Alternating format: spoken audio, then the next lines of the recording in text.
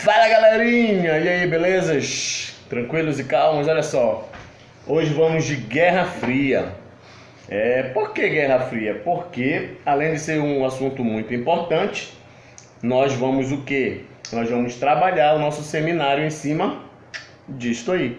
Tu lembras, né? Já mandei a lista lá para a plataforma de quem vai fazer o quê. O resto é com vocês aí, os senhores e senhoritas, se viram para trazer esses resultados positivos para nós obtermos essa pontuação. Beleza?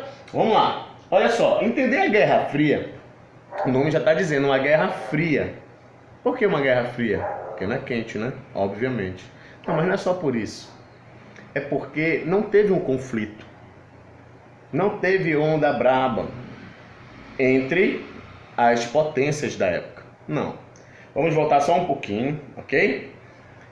No final da Segunda Guerra, ou ainda na Segunda Guerra, os Estados Unidos e a União Soviética, eles eram o quê? Eles eram parceiros. Eles faziam parte dos aliados que lutaram contra o eixo e venceram. Eles venceram e saíram fortalecidos. Os Estados Unidos com o bloco capitalista e a União Soviética com o bloco comunista ou socialista. Beleza? Vamos lá. E eles começaram a querer influenciar o mundo. O mundo, anota essa palavra aí, o mundo se tornou um mundo bipolar. Ou seja, ou tu é capitalista ou tu é socialista. Ou um ou outro. Não podia ser os dois ao mesmo tempo. Tá? Então, essas duas nações começaram a disputar a influência pelo mundo. Começaram a querer influenciar os outros países. Aí os Estados Unidos entram com esse plano Marshall. O que é esse plano Marshall? Incentivo financeiro às nações que estavam destruídas e que queriam se erguer com a ajuda do capitalismo. Em contrapartida, a União Soviética, eu botei comunismo aqui, vou corrigir, vou botar um socialismo aqui, tá? A União Soviética, por sua vez, ela forma o quê? A Comecon, que é exatamente essa associação também para quem quisesse se apoiar à União Soviética. Beleza? Aí, os Estados Unidos cria que a OTAN. A OTAN, ela era responsável por arregimentar, entendeu? Era um grupo militar, grupo de países que iam se aliar caso houvesse uma guerra de fato, entendeu? E aí o que foi que a União Soviética fez? Criou o Pacto de Varsóvia. Interessante, né? Então eles ficaram dessa disputa, gente. Tá? Por isso que é Guerra Fria. Eles não se confrontaram. Não se confrontaram. Mas eles começaram a influenciar o maior número de países para trazer para o seu lado. Beleza? E nesse momento nasce também a espionagem. Eles começaram a se infiltrar nos outros países para saber como era que estava o rival, né? Como era os Estados Unidos, ele cria a CIA e a União Soviética cria a KGB. Então nesse período aí também começa a rolar, né, a espionagem lá e tal, e coisa e tal. Beleza? Só que não é só isso. Esse é o ponto-chave. Eu estou pontuando aqui o que o teu livro aborda, que possivelmente eu possa pedir na tua segunda avaliação. Tá? E nesse momento eles começaram a correr, galera. Cada um para o seu lado, com os seus, para quê? Para desenvolver o capitalismo ou desenvolver o socialismo, influenciar mesmo. Foi quando começou a correr a corrida armamentista. Eu vou me armar, eu vou me potencializar, entendeu? Eles conseguiram, os Estados Unidos já tinha mostrado lá no final da Segunda Guerra, com a primeira bomba em Hiroshima e a segunda bomba em Nagasaki, que ele já tinha o domínio daquela tecnologia que era inédito no mundo todo. Aí em 47, a Rússia começa também a trabalhar com isso. Entendeu? Então, a Rússia, aí os Estados Unidos já começou a ficar cabreiro. Ei, não é só a gente que domina essa tecnologia não de bomba nuclear. Então, bora ficar meio de boa lá com os caras lá, né? Então, pensa na tensão que estava o mundo.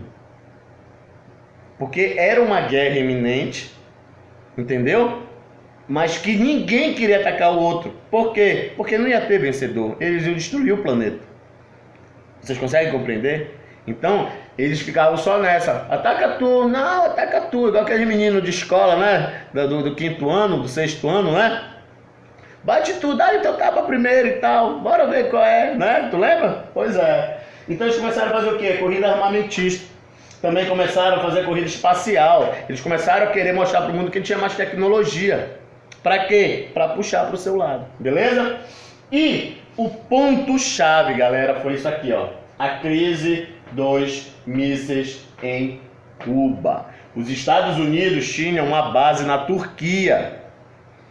E a União Soviética, ela criou uma base lá em Cuba, pertinho dos Estados Unidos, ali na América Central. Então o mundo ficou cabreiro.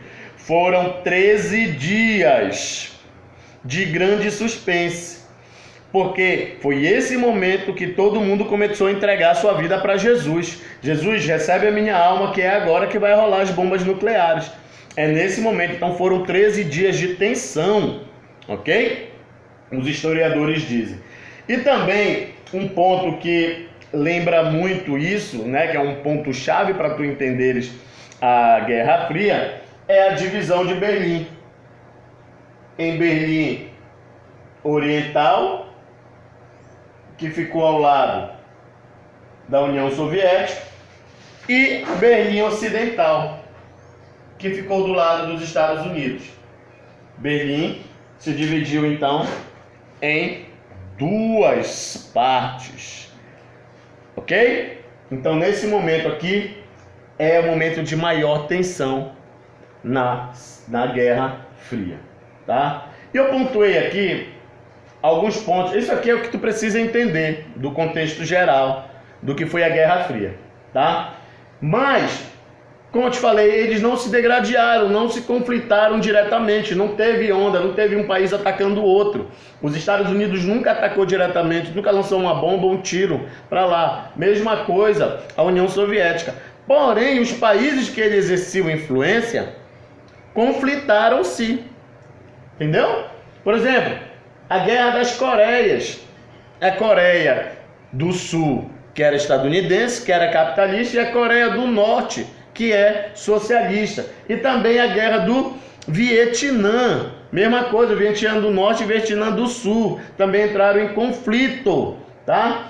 E nesse momento também aconteceram duas revoluções, que é a Revolução da China e a Revolução Cubana, ok? Então, este período também, eu não botei aí e não está no teu livro, mas nesse momento aqui no Brasil, quem toma posse do governo é quem? João Goulart. E João Goulart, por ter um governo populista e querer investir em trabalhador, todo mundo começou a olhar ele o quê? Com um olhar de comunista. Esse camarada aí, ele é comunista. E os Estados Unidos da América, querendo proteger as Américas, porque já tinha perdido Cuba, né? Guatemala e Nicarágua também já tinham tendências. Os Estados Unidos, então, a partir desse momento, ele começa a patrocinar. Ele começa a patrocinar ditaduras. Mesma coisa aconteceu com a União Soviética. A União Soviética também patrocinou e investiu em ditaduras. Onde? Em Cuba, na China e nas Américas dos Estados Unidos. Entendeu? Então, galerinha, para finalizar é isso mesmo. Nós já tratamos esse assunto, estou só recapitulando para aqueles que ainda não assistiram, ok?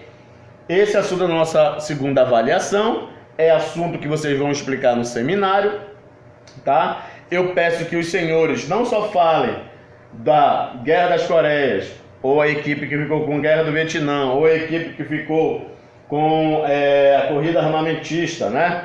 Eu não quero que vocês falem só disso, eu quero que vocês falem desse contexto. Por que rolou a corrida armamentista? Por que rolou a Guerra das Coreias? Por que rolou a Guerra do Vietnã? Entendeu? Eu quero que vocês me expliquem isso lá também, no trabalho, no vídeo que vocês vão me apresentar. No mais, galerinha, é isso, tá? Lembrando também que esse capítulo 8 aí é o módulo 3, se eu não me engano. Deixa eu só confirmar aqui pra ti.